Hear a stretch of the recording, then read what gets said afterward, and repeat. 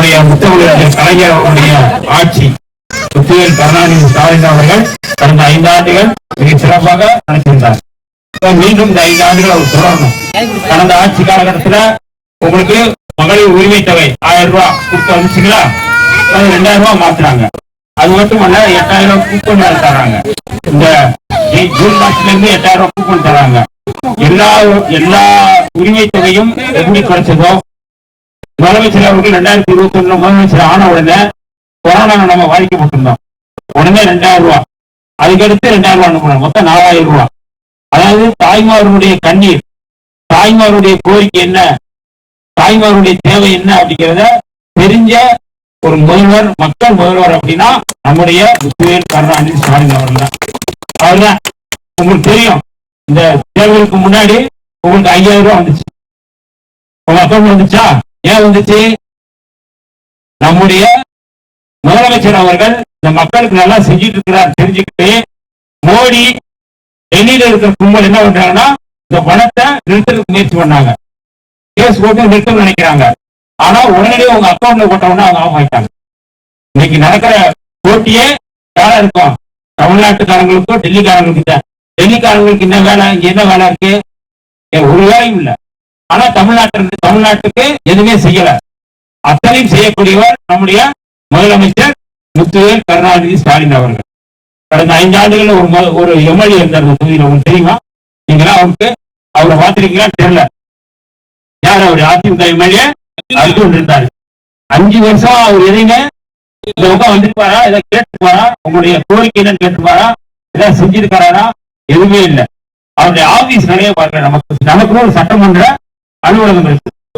நமக்கு ஒரு சட்டமன்ற அலுவலகம், அந்த ஆபீஸ் பாருங்களேன். பாருங்க, ஒரு காலடைஞ்சு 5 வருஷமா கூட்டிய கணக்கு பாருங்களேன். 5 வருஷம் நம்ம ஒரு கோரிக்கை, ஒரு மனு கொடுக்க போறோம், எங்க போய் கொடுக்கணும்? அவரை பார்க்கணும், அவர் ஆபீஸ் போகணும், அவர் கீழே இருப்பாங்க, யாரும் உதவியாளர் இருப்பாங்க, நீங்க பார்த்து கொடுக்கணும். காலடைஞ்சு இருக்கு. ஆனால் நான் இந்த தொகுதியில எம்எல்ஏ ஆனவுடனே முதல்ல இந்த ஆபீஸை திறந்து 5 ஆண்டுகளும் இந்த மக்களுக்கு என்ன செய்ய வேண்டுமோ அதை செய்வதற்கு வேலை பார்ப்பதற்காக வந்திருக்கிற வேலைக்காரன் நான், எம்எல்ஏ இல்ல. அவர் நம்ம தொகுதியில என்ன வேணும்னு கேட்கிறாங்க. என்ன வேணும்னு கேட்டுட்டு என்ன பண்ணணும்? சட்டசபையில் போய் பேசணுமா இல்லையா?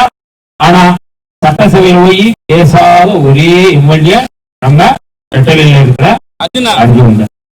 ஆனா நான் இந்த மக்களுக்காக கடந்த 4 நூற்றாண்டுக்கு 25 ஆண்டுகளுக்கு மேல நான் பேசிட்டே இருக்கிறேன், போராடிட்டே இருக்கிறேன். இந்த 5 ஆண்டுகள் முழுக்க திண்டிவனம் தொகுதி மக்களுக்காக போராடுவதற்கு, பேசுவதற்கு, சட்டசபையில வாதாடுவதற்கு உங்களுக்கு ஒரு வாய்ப்பை தர வேண்டும். எனக்கு ஒரு வாய்ப்பை தாருங்க. உங்களிலிருந்து உங்களுடைய எண்ணங்களை சட்டசபையில் பேசக்கூடிய ஒரு வேலைக்காரனாக, முதல் வேலைக்காரனாக நான் இருக்கேன். இந்த தொகுதியில ஒரு சமூக நல்லிணக்கம் இருக்கும், அமைதி இருக்கும். இன்னைக்கு விவசாயிகள் நிறைய இருக்கிறாங்க. அங்க பாருங்க, அவ்வளவு சவுக்கு மரங்கள் இருக்கு. நம்ம எம்எல்ஏ என்ன பண்ணிட்டு இருந்தோம்? 5 வருஷம் இந்த பகுதி முழுக்க சவுக்கு விவசாயம் நடக்குது. இந்த சவுக்கை கூழாக்கி ஒரு காகித தொழிற்சாலை செய்யணுமா இல்லையா? நான் முதல்ல காகித தொழிற்சாலை இந்த தொகுதியில உருவாக்கு. நம்ம தம்பிங்க, நம்ம தங்கச்சிங்க படிச்சுட்டு வேலை இல்லாம எவ்வளவோ பேர் வெளியூருக்கு போறாங்க.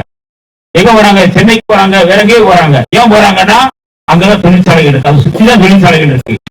சென்னைக்கு மிக அருகில் இருப்பது திண்டிவனம். அந்த திண்டிவனத்துல ஒரு தொழிற்சாலை கூட இல்ல. ஒரு தொழிற்சாலை கூட உருவாக்க பற்று இல்லாத, தகுதி இல்லாத ஒரு எம்எல்ஏ தான் யாரு? அர்ஜுன். அவர் மீண்டும் உங்ககிட்ட எந்த மூஞ்சியை வச்சுட்டு எந்த துணிச்சலை கேட்க முடியும்? சொல்லுங்க, நீங்க கேளுங்க. நான் தொழிற்சாலைகளை உருவாக்குவேன். இங்க நம்ம தங்கச்சி, நம்ம தம்பிங்களுக்கு தொழிற்சாலைகளை உருவாக்க அவங்க வேலை தேடி எந்த ஊருக்கு போக வேண்டியதில்லை. இனி திண்டி வனம் அல்ல, திண்டி வளம் என்று சொல்லக்கூடிய வகையில இந்த தொகுதியை நான் இந்த 5 ஆண்டுகள் செய்வேன் என்று சொல்லி உங்களுடைய பொறுப்பாளர்களை கூப்பிட்டு நான் வேண்டி கேட்டுக்கொள்கிறேன். நீங்க பாண்டியசனத்துல ஓட்டு போடுங்க.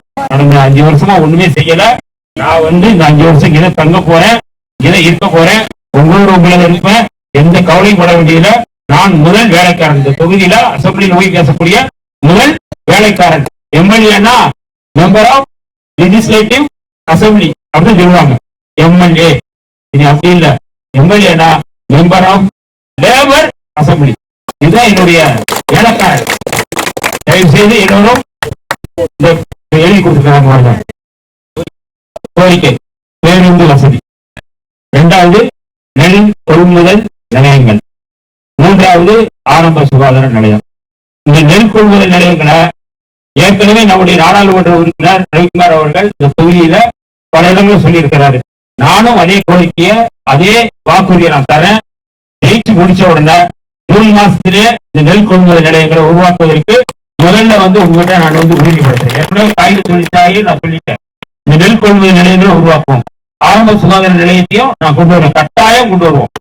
கட்டாயம் கொண்டு வந்து இந்த தொகுதி எந்த தேவையும், அதாவது எந்த கோரிக்கையும் மற்ற ஒரு தொகுதியாக மாற்றுவேன். இனிமே இந்த 5 ஆண்டுகள்ல அது வேணும் இது வேணும் கோரிக்கை வைக்காத ஒரு தொகுதியாக இந்த 5 ஆண்டுகள் செய்வேன்னு சொல்லி உங்களுக்கு நான் வாக்குறுதி கொடுக்கிறேன். கட்டாயம் பேருந்து வசதி கட்டாயம் செய்து தரப்படும். இதையும் என்னுடைய கோரிக்கையாக நான் வைக்கிறேன். கடந்த முறை அண்ணன் சொக்கலிங்கம் அவர்கள், சிந்தாபதி சொக்கலிங்கம் அவர்கள் இருந்தாங்க, வெற்றி பெறல. அவர் வெற்றி பெற்று இருந்தாருன்னா இந்த கோரிக்கையெல்லாம் அவரே செஞ்சுக்குவார். நம்ம அண்ணன் தான் செஞ்சுக்குவாங்க. இந்த முறை அவர் கடந்த முறை ஜெயிச்சிருக்கார், வெற்றி வரல. ஆனால் அவர் சார்பாக அவருடைய ஆசீர்வாதத்தோடு அவருடைய ஆதரவோடு தான் நானு இங்கே நிற்கிறேன், எம்எல்ஏ நிற்கிறேன். உங்கள் ஆதரவோடு நீங்களாம் சேர்ந்து இதை ஜெயிக்க வைங்க. நீங்க என்ன நினைக்கிறீங்களோ அதை செய்கின்ற ஒரு வேலைக்காரன் என்பதை மட்டும் மீண்டும் ஒரு முறை சொல்லி உங்களுடைய பாதத்துக்கு வேண்டி கேட்டுக் கொள்கிறேன். எனக்கு பானை சின்னத்தில் வாக்களிங்கள். உங்களுக்கு வேலை வருவதற்கு, உங்களுக்கு சேவை செய்வதற்கு தான் நான் இதை கேட்கிறேன். எனக்கல்ல, நான் ஏசி உணவை தூங்குறவன்ல.